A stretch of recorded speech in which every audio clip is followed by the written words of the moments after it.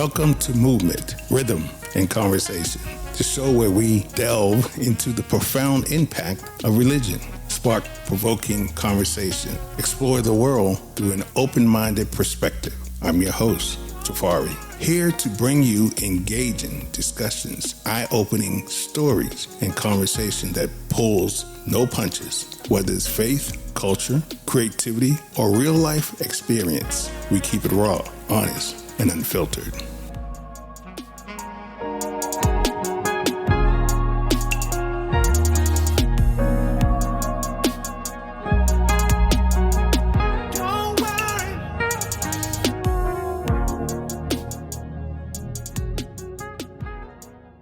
When black people wake up and become intellectually independent enough to think for themselves, as other humans are intellectually independent enough to think for themselves, then the black man will think like a black man, and he will feel for other black people. And this new thinking and feeling will cause black people to stick together. And then at that point, you'll have a situation where when you attack one black man, you are attacking all black men.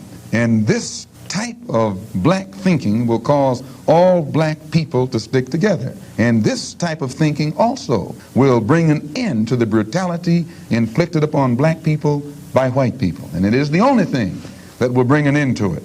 No federal court, state court, or city court will bring an end to it. It's something that the black man has to bring an end to himself. That was Malcolm X with a powerful message to the black man. Peace and power, family. Welcome to another episode of Movement, Rhythm, and Conversation. I'm your host, Tafari, where we unchain the mind, reclaim the soul. Today, I want to ask you a question that cuts deeper than any dictionary definition. What is masculinity in our community? See, I'm not talking about manhood versus womanhood or sexuality. I'm talking about the force, the energy that builds, sustains, and creates. The same energy I watched my father and mother who built $1 million businesses without ever bending to white America. The same energy that flows through our bloodline, like mitochondria, is passed down from our ancestors. But the question we have to face today is this. Have we lost it? Have we lost that drive, that discipline, that dignity, that building spirit? Stay with me, because in this episode, I'm going to break down who I am, why I speak with authority, and why I'm reclaiming our mental masculinity is the key to restoring our community strength. Let's get into it.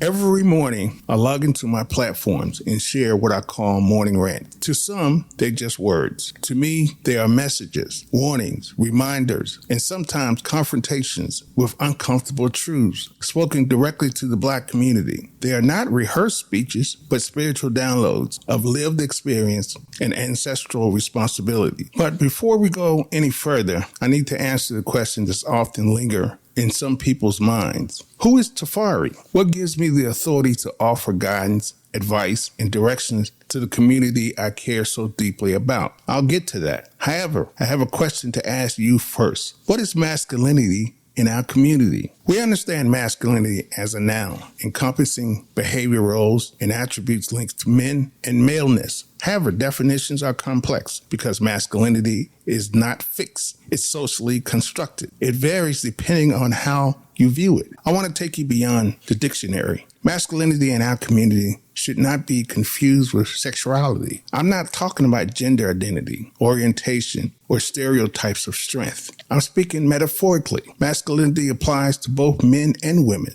It is the mental force that compels us to build, create, and sustain. Now let's connect this to another word, mitochondria. These tiny organelles in our cells are responsible for producing energy. They are passed down maternally, generation after generation, carrying the blueprints of survival and strength and masculinity in its true form. It is the mitochondria of the black community. It is inherited, embodied, and activated when we take on the responsibilities to build something that will outlast us.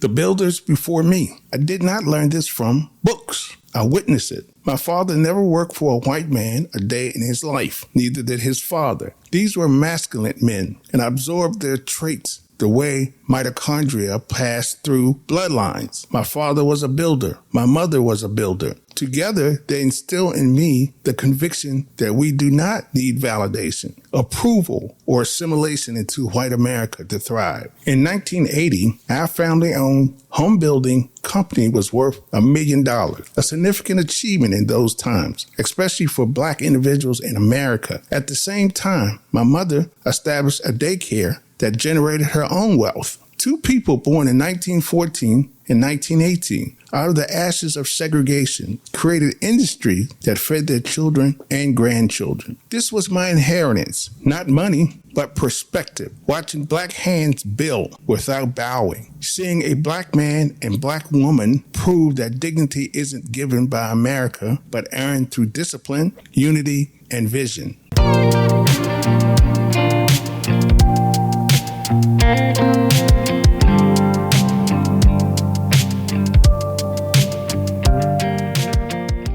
Why I speak. So when you ask me why I have the authority to speak, it's because I am a witness and a product of independence. I built two. I founded an audiovisual design engineer company that stands on its own success. Every stage of my life has been shaped by people who look like me. Teachers, builders, thinkers, hustlers, and dreamers. I never learned dependency. I never learned assimilation. I learned self-reliance. So when I speak about the dangers of practicing rituals handed down by our slave masters, when I warn against assimilation into a society that has never loved us, I'm not theorizing. I'm telling you what I know to be true because I've lived it.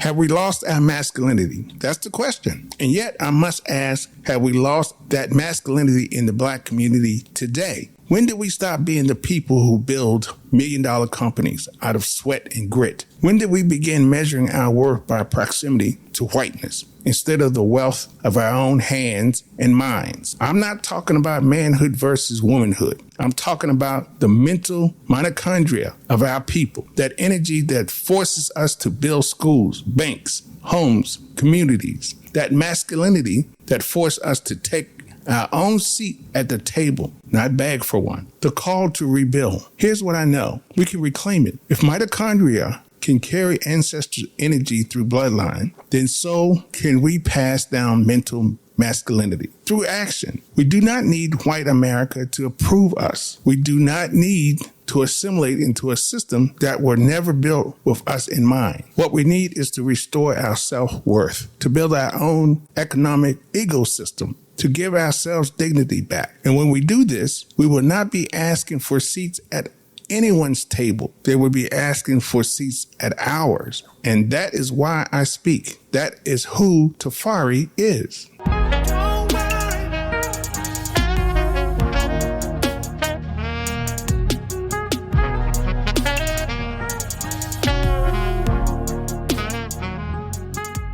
This conversation doesn't end when the mic goes off. It begins with you. Our ancestors didn't carry us this far for us to shrink, beg, or bow. They passed down strength, wisdom, the fire to create. So I challenge you, take what you've heard today and make it a reality. Build with it. Stand on it. Because our liberation will never come from outside. It comes from within us. Until we meet again, keep rising, keep resisting, and remember, always, this is movement, rhythm, and conversations. I'm your host, Tafari. Unchain your mind, reclaim your soul.